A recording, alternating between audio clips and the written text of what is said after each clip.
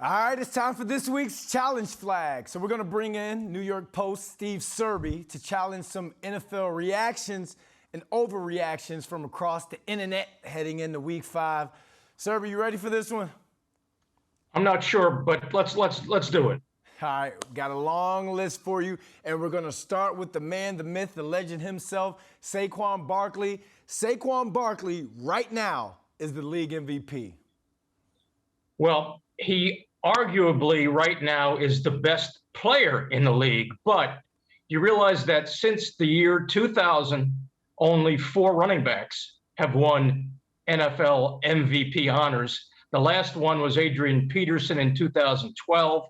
Jonathan Taylor rushed for 1,811 yards last year and didn't finish in the top 3. The only non-quarterback to finish in the top 3 last year was Cooper Kupp, and he only got 1 vote. So, unfortunately, this is an award that goes to the quarterbacks virtually every year, and Josh Allen is the favorite. And then if Patrick Mahomes keeps flicking those incredible magician passes, he'll be in the running too, along with Jalen Hurts and Lamar Jackson. It's a QB-driven league. So we're going to stay with the QBs, the golden boy over in Florham Park.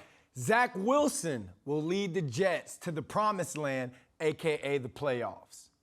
Well, as Bill Parcells always used to say, let's not send him to Canton just yet. He had a great game coming back the way he did in his debut in Pittsburgh. But to me, the Jets are still a year away.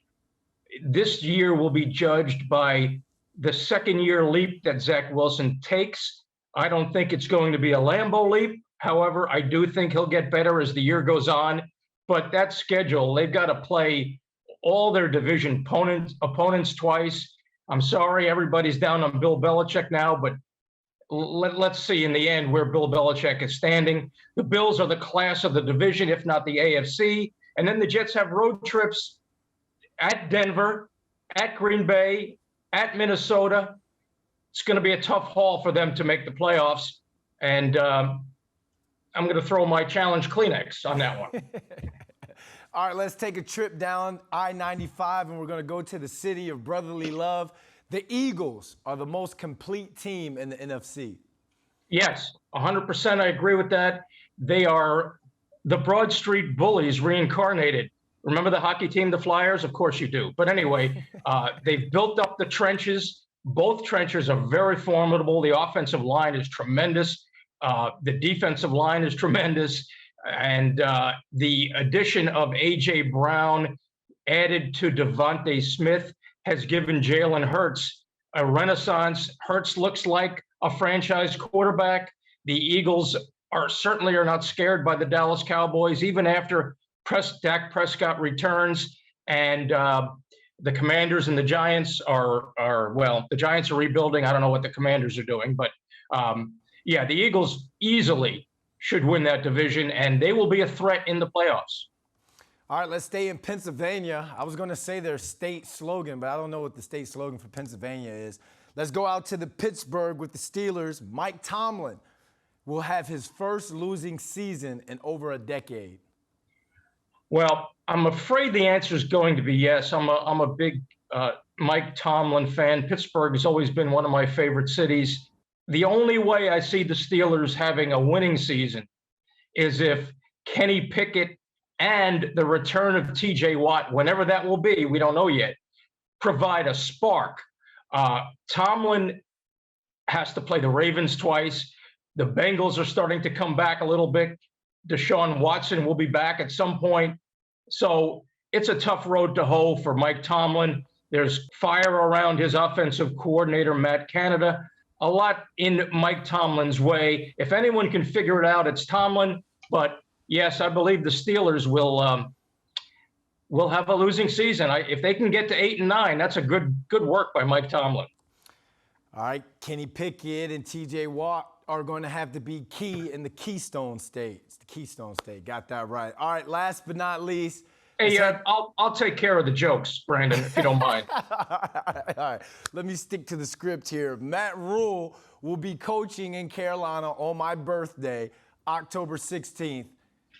this year? Well, I'm going to throw the Kleenex flag because you never provided me with a challenge flag, but that's okay. Matt Rule will be the first coach fired, and he can thank Baker Mayfield and Sam Darnold in large part for that. But he'll have competition from Ron Rivera because Ron Rivera is strong, and I love Ron Rivera. What a class act.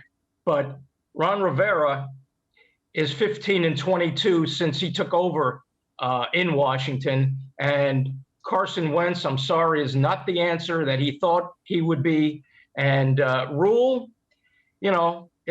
Rule has an impetuous owner in David Tepper. Matt Rule is 11-26 now. So he may last past your birthday, Brandon, but not far beyond your birthday, which apparently are you going to be celebrating that in London? No, London's October 9th, which is my dad's birthday. I'm the 16th, the Giants-Ravens game. I'll be celebrating it around here. Come on out and party with me, Serby. London in London, is that right? Yes, sir. London back in London. I've been over there twice. Wow, I see you've got something lined up with Victor Cruz. Yes, sir. The Pride of What else? Victor what Cruz. else you have going on there? Hang out with some Chelsea fans, hang out with the NFL, UK fans. We're doing a lot with the fans over there for the NFL. Has London been to London? I've been to London 4 or 5 times now.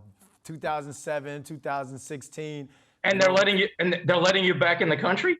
Oh, absolutely. I'm royalty over there. I'm royalty. Wow. Well, you're royalty over here too. Absolutely. We just took that challenge flag a whole other way. Wait a minute. I'm throwing the challenge flag on you being royalty. We got to end it on that one. Thanks, Steve. Thanks, Brandon.